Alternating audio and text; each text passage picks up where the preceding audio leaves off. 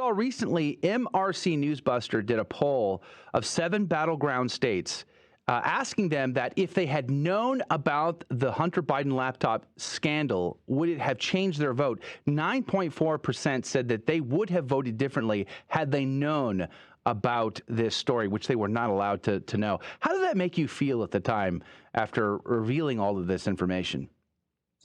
Yeah, I know. I've seen that poll, and I've also seen a McClane poll that said that 36% of Biden voters didn't know about the laptop, and that 13%, if they had known, would have changed their vote, which would have changed the election.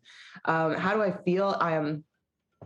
I guess I feel that big tech did their job, and the security state and the Democratic Party working with them did their job in trying to throw this election for Joe Biden by suffocating my story. I am not an operative for any campaign. I don't work for any campaign. My job is to report on what I think is newsworthy, and especially on this story with regard to corruption and the appearance of corruption, at least, or the appearance of, any untoward business. And this did that for sure in spades. So, I thought that I was going out to report on the corruption of one man and his family. And what I in turn reported was actually not only that, but a whole corrupt system around the establishment and protecting itself. And I revealed in this reporting, perhaps unintentionally, but still, that there is actually a huge corrupt element in our society that extends far beyond Joe Biden, and that includes, like I said, members of the security state, members of the CIA, of the NSA, the DNI, and the Democratic Party, and huge portions of the legacy media.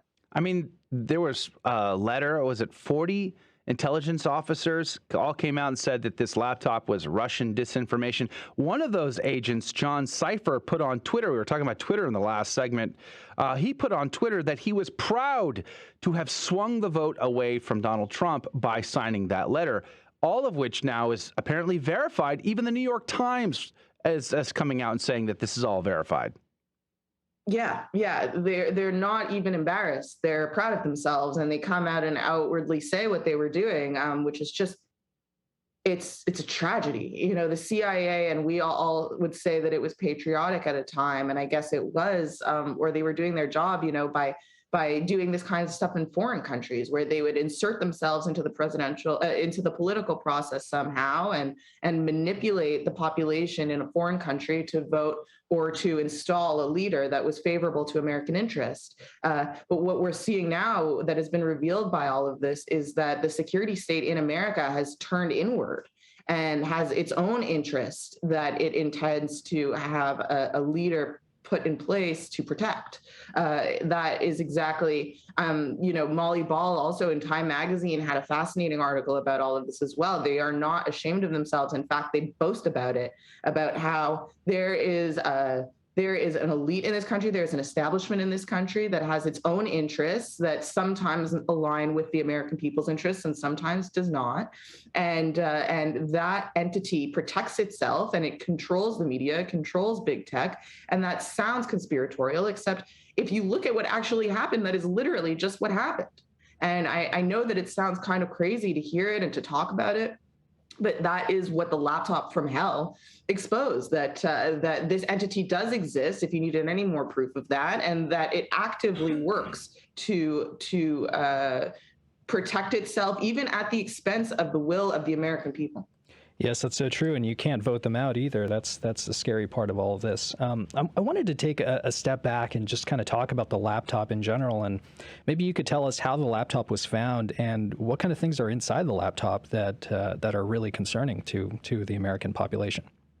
Yeah, so the laptop was found because Hunter Biden brought it in for repair in 2019, in spring of 2019. He brought it in for repair, and it was water damaged. So he asked the repair shop owner to please download the hard drive of the computer and reinstall it onto a new computer, like a new physical computer that he could use. So when you do that, when you go to a computer shop and you hand over hardware, you have to sign a release form that basically says if you don't pick it up in 90 days, and obviously you haven't paid the bill for the service, that you have forfeited the equipment to the hard drive, to the computer repair shop. So he does this. He is at this point heavily addicted to crack, and he forgets about it. And the computer repair shop guy called him multiple times. He didn't return the calls. He didn't come in to get it. He didn't come in to pay. So that hardware was forfeited. And while the computer repair shop guy is doing this download of his hard drive, I guess he sees the contents of the computer and is alarmed by what he's seeing. So he calls the FBI and gives the computer to the FBI. The FBI gave him a subpoena for it, and, you know, not a subpoena in terms of him being summoned, but just that they have received this from him, and this is proof of that, which the New York Post published at the time. We published that subpoena in order to bolster our story. So he gets a subpoena from the FBI, gives the computer. Then shortly after that, the first impeachment of Donald Trump happens, which obviously the laptop would be of central importance to Trump's defense in that. So the computer shop guy is watching the impeachment, and he thinks that he has some small role to play in history, you know, in altering the arc of U.S. history and in just being involved in it in general, because he thinks that the FBI will certainly hand over this computer to Trump's defense because it's immediately relevant. It proves that all the things that Donald Trump was saying in that call to Zelensky were merited.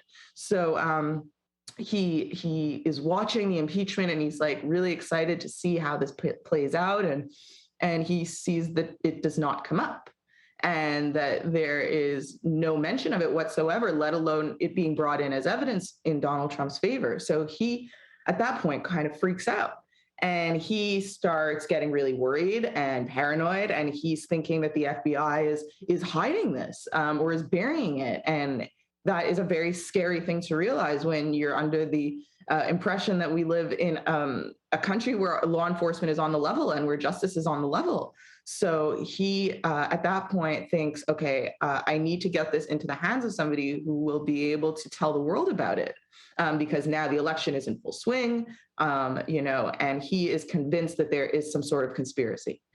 So he calls Rudy Giuliani, and from there, the rest is history. Mm. Well, let me play devil's advocate for a second, because I know a lot of people are feeling like, golly gee whiz, the timing of this is very suspect. We're in an election. It's getting down to the wire. This is the most contested election we've ever known. This is all too convenient to all of a sudden have this evidence. How would you respond to that, Emma Jo Morris? Listen, I felt the same way. When I initially got the call that this thing exists, I said, what? Sure. Yeah, and he comes in and he's addicted to crack and he just forgets it. Like, I couldn't believe my ears. And I had the exact same reaction. Listen, I told my editor, I smell a rat. This can't be true. This can't be true. And so, you know, I had the reason why I was the reporter that got that call was because I was old friends with a guy who worked for Steve Bannon. He didn't work for him actually when we were friends. And years later, after I met him, he went to go work for Steve, and I call him up. And so when they got the laptop, it was this friend that said to them, you know, you have to call Emma, and she's at the Post. And when I was about to go see the laptop for the first time, I called this friend up and I said, hey, listen, this does not make sense. This story does not make sense. The timing doesn't make sense. It's all too perfect. Yeah. What are you not telling me? And I said to him, please, right now, can we please talk as we're old friends. You know, I knew you before Steve. I knew you before you were even involved in politics or any of this. And hold that thought. I'm so glad you clarified some things for me, because I never truly understood why the shop owner backed up the data. Like, why would he do that? Like, why would you just have copies of your customers' data? That seems, you know, creepy to me. But no, because the laptop was destroyed, it was his job to back that data up and transfer it.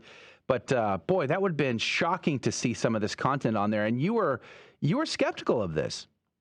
Right. So where we left off, we left your listeners off on a cliffhanger. I was completely skeptical, and I was like, this doesn't add up. And, you know, being skeptical is part of my job, but this was something else. So I called my friend up who had insisted that I be the one to report on this story. And I called him before I was going to see it for the first time. And I said, please talk to me as my friend right now and tell me the truth. Please tell me the truth. And he said, like, you grew up in a nice neighborhood, and I grew up in a rough neighborhood, and I know the kinds of people that Hunter Biden is, the addicts, crackheads specifically. He said, you just don't know this person, but I know the Hunter Bidens of the world. And I'm telling you that it does make sense if you know people who are addled with addiction like that. Like, to you, it seems unthinkable, but these people just cannot function properly. They can't function. And that's what happened. He left his computer and forgot about it. You know what's interesting? I remember thinking when this story broke and we were seeing, and I did not intentionally go looking for the video clips, or like, I did not want to see that debased material of his perverse life. I was not interested. But what little we did see out of your own New York Post stories, for instance, one of the things that shocked me about this story was I did a whole documentary on the father wound. And so I can recognize the father wound in people, and he's got a huge father wound. I mean, one of his text quotes was, I hope you can all do what I did, pay for everything for this entire family for 30 years. He texted Naomi in 2019, this according to your post. He says, it's really hard, but don't worry. Unlike Pop, Joe, I won't make you give me half of your salary. I mean, when that kind of stuff, when I read that stuff, when I was seeing this is a guy who's really wounded from his father. Yeah, I mean, those texts were bombshell because of what they indicate about, a political candidate at the time and now a president, and what they imply for the things that Hunter was doing in terms of paying his father back for cashing in on his name. But yes, also, we did a story about Hunter's personal experience at the Post. During this series, we did a deep dive also into some of the more personal stuff, and it was "Hard Life, Pain Soul" was the headline. Yeah, and this is a pain soul. And as a reporter on this story, I had a hard time with that, because on the one hand, you're talking about Joe Biden and really, Hunter is the subject, but he's really only the secondary subject. The subject that I was trying to report on was Joe Biden through Hunter Biden's evidence of entanglement with him in his business. But when you're going through somebody's entire cloud, which is what this was, it's a link from his phone. Mm-hmm. You get a lot of really raw and personal information. He diaries a lot. He reflects a lot. He will record himself thinking and reflecting on things or write it down. And this is a person who is clearly very troubled and clearly going through a lot. And obviously there were some photos that were on there that were funny and crazy. And, we published some of that stuff, but what leads you to this place? It's actually extremely sad. I don't know. I'm sure everybody in this audience knows somebody who has struggled with addiction. And I am not by any I am not at all excusing the behavior of Hunter Biden in terms of selling out this country and selling out the hardworking taxpayers of this country. However, I am just also saying that this is a person who is suffering. Yeah. Just to shift a little bit on what we're talking about, this whole situation, because I have a natural skepticism when it comes to anything that's coming out of the mainstream media. So anytime the mainstream media all agrees about something or starts allowing certain information that was once censored, I immediately become a little skeptical. It doesn't necessarily mean that it's that there is something nefarious going on, but it makes my ears perk up. And one of the things is, why is it now? And we're in April. It's been well over a year. Everything seems to have calmed down. People have all forgotten about the laptop. And then all of a sudden, it's a news story again. You're allowed to talk about it. And all these things are starting to come out about it. Why is it now the time whenever things are starting to resurface? Good question. That is $1 million question. It's hard to tell because, if you're following your regular logic being in media and observing how media works, you would think that this is some sort of effort to get in front of a narrative. This appears to be some sort of effort to soften the blow of maybe something that's coming. But, we all lived through the Russia hoax. We all watched how the security state and the Democratic Party and the media work together in machine-like coordination, as they did with Hunter Biden and my story, but in this case, to rattle a president, to paralyze a president. They spun up a hoax out of thin air, which Hillary Clinton was personally involved in paying for, in order to essentially launch some sort of soft coup on Donald Trump. And not a single person saw any accountability for that. Not one. We saw a few little slaps on the wrists of peripheral characters, but there was not anyone who got really hit on that for their behavior. And so, you start to feel like I said at the beginning of this segment, that the establishment looks out for itself, that the establishment protects itself, and that they do not come for themselves. Definitely not. So it's hard to imagine that this is any sort of, interference for the hammer being dropped on Hunter. I cannot even imagine that. I mean, this is not even John Brennan that we're talking about. This isn't James Clapper. This isn't Hillary Clinton. This is our prince, Hunter Biden. I don't believe it. I just don't believe it. So that being said, I don't know. I don't know why this is happening right now. It's very odd that abruptly now the New York Times and the Washington Post and CNN come forward within a week of each other. Yeah. To confirm this, it's very strange, and I have no answer for that. Emma, speaking of Russia, this Russian-Ukrainian conflict that's taking place right now, is there any correlation between Hunter Biden and what's taking place right now in Europe? That's also a great question. Listen, I find it really hard to look at the news and make sense of it rationally coming out of Ukraine, aside from the fact that it's just senseless suffering. But I mean, politically, it's really, really hard to understand because there is so much corruption in those two countries, in Russia and in Ukraine, that it's very difficult to understand the pretext for this and to understand what's going on on an ongoing basis. And Ukraine is a major swamp for American interest, American corruption interest, I should say. Yeah. And so I'm sure that there is relevance, and I'm sure that, there are many copies of this laptop in many newsrooms across America. I am sure that you already saw the one about the lab, the story, and I'm sure that there will be more of that because Hunter Biden was neck deep in Ukraine. And I would imagine that there is some correlation that is already going on that we don't know about, and an ongoing correlation between corruption in America and in this conflict in Ukraine. It just is common sense. Yeah, I mean, the three biggest issues that maybe you could correct me if I'm wrong about this. I mean, the dealings in China, taking millions of dollars, benefiting off of his father's position as vice president at the time, taking millions of dollars out of China, Ukraine, and in Russia. So he's got his hands in all three of these pies. And that ought to be incredibly concerning. We found out that he did not register as a foreign agent, even though he was acting on behalf of foreign powers. And now we learned that there was a grand jury summoned, and they're actually investigating tax fraud and some of these other issues.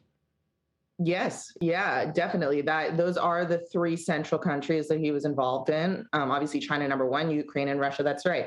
And he has hands on both sides of what we're watching right now. And I guess China is kind of a third front where he also has hands. But yeah, the New York Post actually reported last night that they had an exclusive that apparently, according to the reporting at the Post, which I have not personally verified, but the reporter, the main byline on it is Miranda Devine, who worked with me on the laptop and who is rock solid. She is reporting that apparently people in the grand jury are being asked about 10% held by H for the big guy, that infamous line that was in the China deal that indicated that Joe Biden was getting 10% of a company started with the capitalist arm of Belt and Road. So yeah, who's the big guy? I mean, I can't believe I'm saying this, but apparently they are dealing with him. Who is the big guy? Do we know? Has it been confirmed? Who the big guy? Technically, yes. Held by H. in the days, well, I mean, in case it wasn't obvious, but Right. in the days after this report, Tony Bobulinski, one of Hunter's Right. central business partners, was like, yeah, obviously, the big guy is Joe Biden. Duh. Yeah. Duh. Everybody knows Yeah. this. I mean, it's not even, it's like, what I thought was funny about that was like, it's too on the nose. Like, they didn't even try to get a more creative cover up here. I mean, it was just too on the nose. But, but I guess, like you go back to say, it's hard to wrap our heads around people who are addicted to crack and how they behave and think. It's just not normal. Last question, and we're running out of time here. What do you make out of Senator Matt Gaetz and the grilling the Cyber Division Director, Christopher Wray, the other day? Yeah, it was great. I mean, it was great. I don't know if I totally agree with entering the entire hard drive into the public record and making it publicly searchable. I just, as we discussed, at the beginning of this interview, that there is a lot of personal information on there that has nothing to do with corruption and has no we don't need interest to the American people. Right. So putting the entire hard drive, I think, it's just needlessly humiliating a person. I agree. And I think distracting from the central point of the story, which is Biden family corruption. Yeah, period. I agree. Emma Jo Morris, political editor, Breitbart News. Thank you for your time today. We really enjoyed our conversation with you, and we appreciate your insight into all of this. Thank you. God love you. God bless you. And that is going to do it for hour number 1 of Catholic Drive Time. Thank you for joining us. You can always catch the podcast of this on our website, grnonline.com/CDT. If you can join us in the next hour, we would surely love to have you. We're going to have a great time.